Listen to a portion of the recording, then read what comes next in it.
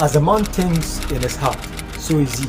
This is one of the greatest wisdom that many inventors, world changers have been able to apply and be able to bring about the differences we see in our world today. Out of this art piece, one of the wisdom I want to share with you from Jim Rohn, one of the greatest entrepreneurs we have, is every day stand guard at the door of your mind. As African youths, I believe that there are 4 things that we must dwell upon in order to bring about the differences we want to see in our world. 1. The gift we possess. 2. The right problems identified. 3. The thoughts of our mind.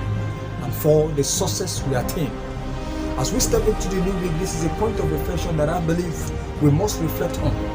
The thoughts that we feed on, the thoughts that we dwell upon, the places we go, the people we meet, the books we read, the movies we watch can greatly affect our thoughts and can affect the greatness of our gifts.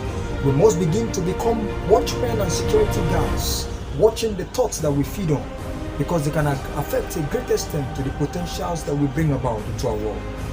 This is what I believe can affect the wealth that we can possess in our world. And I believe if we can do this as African youths, we can attain greatness. And until next Monday again, this is Richard Jim.